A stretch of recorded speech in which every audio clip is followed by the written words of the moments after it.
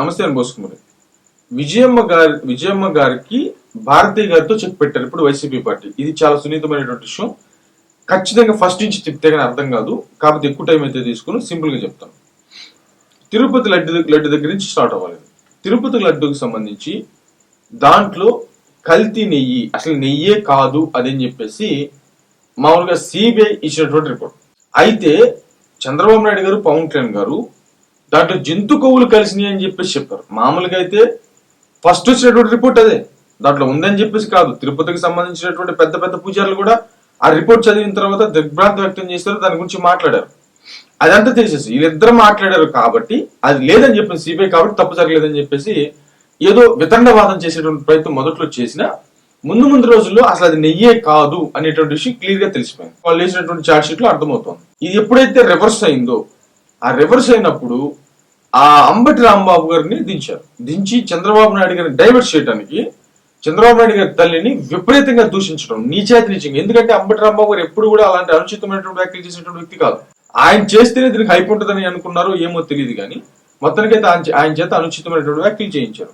ఆ తర్వాత ఈ తిరుపతికి సంబంధించిన లడ్డు విషయం పక్కకి వెళ్ళిపోయి అంబటి రాంబాబు గారి ఇంటి మీద దాడులు ఇవన్నీ కూడా జరుగుతూ వచ్చే మీకు అందరికి తెలుసు, అది డైవర్ట్ అయిపోయింది. అయితే ఇక్కడ మనం గుర్తుపెట్టుకోవాల్సిన విషయం ఏంటంటే, ఇలా డైవర్షన్ పాలిటిక్స్ జరుగుతున్నటువంటి తరుణంలో ఈ వివేకానంద రెడ్డి గారికి సంబంధించినటువంటి 7వ వర్ధంతి వచ్చేసింది. అంటే 7 సంవత్సరాలు అవుతుంది ఆయన చచ్చిపోయారు. అదే టైంలో సునీత గారు మళ్ళీ ప్రెస్ మీట్ పెట్టారు.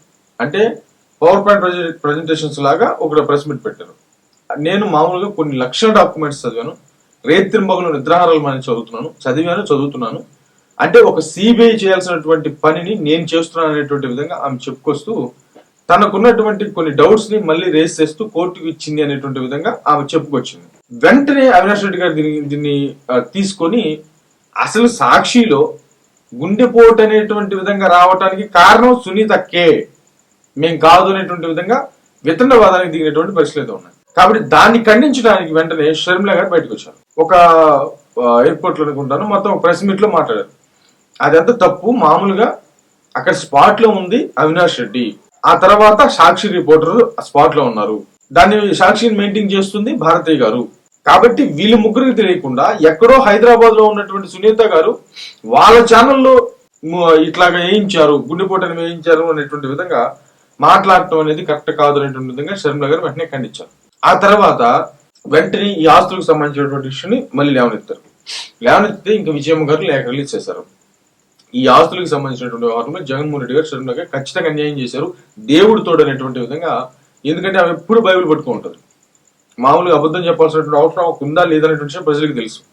ఆమె ఎప్పుడు బైబిల్ పట్టుకుంటూ ఉంటుంది. ఎంతమంది చెప్పినా కూడా, ఎన్ని కష్టాల్లో కూడా బైబిల్ మాత్రం వదలలేదమ్మ. కాబట్టి దేవుడి సాక్షిగా జగన్మోహన్ రెడ్డి గారు షర్మిల గారికి ఆస్తుల విషయంలో అన్యాయం చేశారు అనేటువంటి విధంగా ఆమె చెప్పేసింది. ఆ చెప్పడం తోటి మళ్ళీ దాని మీద విపరీతమైనటువంటి ట్రోల్ జరుగుతూ వచ్చింది. ప్లస్ వెంటనే మళ్ళీ షర్మిల గారు ప్రెస్ మీట్ పెట్టడము, ఇవన్నీ ఈ ఇష్యూ జరిగింది. తిరుపతికి సంబంధించినటువంటి ఇష్యూ జరగగానే అంబటి రాంబాబు గారిని బయటికి తీసుకొచ్చేసి ఏ విధంగా అయితే దాన్ని డైవర్ట్ చేశారో, ఇప్పుడు ఈ వివాదానికి సంబంధించి డైవర్ట్ ఎంత సింపుల్ గా చేసేటువంటి, అంటే ఒక పెద్ద ఇష్యూ ఏమి దొరకలేదు. నేను ఇటీవల అనుకున్నాను ఖచ్చితంగా ఏదో పెద్ద ఇష్యూ చేయబోతున్నారు, ఏదో ఒక చిన్న ఇష్యూ దొరికినా కూడా దాన్ని పెద్ద ఇష్యూ చేసి దీన్ని డైవర్ట్ చేస్తారని నేను అప్పుడే అనుకున్నాను. ఇప్పుడు అదేంటంటే, ఇప్పుడు భారతీ గారికి సంబంధించినటువంటి ఇష్యూ అంటే ఎక్కడో తిరుపతిలో ఒక జనసేనకి సంబంధించినటువంటి ఒక వీర మహిళ, మామూలుగా అయితే ఇంతకుముందు అంత ఫేమస్ ఏం కాదమ్మా, ఆమె ఒక మాట మాట్లాడింది అని చెప్పేసి ఆ ఇష్యూని తీసుకుని దీన్ని డైవర్ట్ చేయడం కోసం వైసీపీకి సంబంధించినటువంటి సోషల్ మీడియా తీవ్రంగా దీన్ని ప్రచారం చేసేటువంటి పరిస్థితి ఉన్నాయి. మీకు అర్థమైంది అనుకుంటాను. తిరుపతికి సంబంధించినటువంటి కల్తీ అసలు నెయ్యే కాదు, అది తయారు చేసినటువంటి నెయ్యి అని చెప్పేసి సిబిఐ డైరెక్ట్ గా ఛార్జ్ షీట్ కోర్టులో వేస్తే దాన్ని డైవర్ట్ చేయడం కోసం అసలు చంద్రబాబు నాయుడు గారు, పవన్ కళ్యాణ్ గారు జంతు కొవ్వులు అని చెప్పారు, కానీ దాంట్లో జంతు కొవ్వులు లేదు కాబట్టి దాంట్లో ఏమీ జరగలేదు అనేటువంటి విధంగా వెంటనే దాని గురించి మాట్లాడితే దాన్ని డైవర్ట్ చేసేటువంటి విధంగా వైసీపీ ముందుకు తీసుకెళ్తే నిజమే కదా అనేటువంటి విధంగా ఒక 10 రోజులు వాళ్ళ హడావిడే నడిచింది. ఆ తర్వాత క్రింది స్థాయి మీడియా నుంచి జాతీయ స్థాయి మీడియా వరకు కూడా జగన్మోహన్ రెడ్డి గారిని, వైసీపీ పార్టీని ఏకిపారేశారు. ఎక్కడ ఇచ్చారు క్లీన్ చీటు సిబిఐ? అసలు నెయ్యే కాదు ఇది అని చెప్పేసి 5 సంవత్సరాల పాటు నెయ్యే కానిటువంటి నెయ్యిని తీసుకొచ్చి పవిత్రమైనటువంటి దేవాలయంలో ఎలా వాడారు మీరు, దీన్ని మళ్ళీ మీరు ఎలా సమర్థించుకుంటున్నారు అనేటువంటి విధంగా కింది స్థాయి మీడియా నుంచి జాతీయ స్థాయి మీడియా వరకు ఏకీపారేస్తుంటంతో ఆ ప్లాన్ రివర్స్ అవటం తోటి అంబటి రాంబాబు గారిని దించి ఎప్పుడు తిట్టినటువంటి అతనితోటి చంద్రబాబు నాయుడు గారి తల్లిని విపరీతంగా దూషించారు పచ్చిగా. ఇక అక్కడి నుంచి ఎలా డైవర్ట్ అయిందో తెలుసు.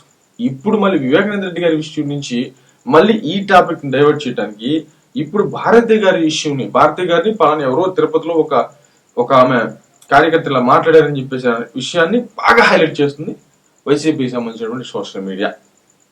మరి వీటిని డైవర్షన్ పాలిటిక్స్ అంటారా, లేకపోతే కూటమికి సంబంధించినటువంటి డైవర్ట్ పాలిటిక్స్ అంటారా? మరి ప్రజలు ఏమంటారు? మరి మీ అభిప్రాయం తెలియచేయండి.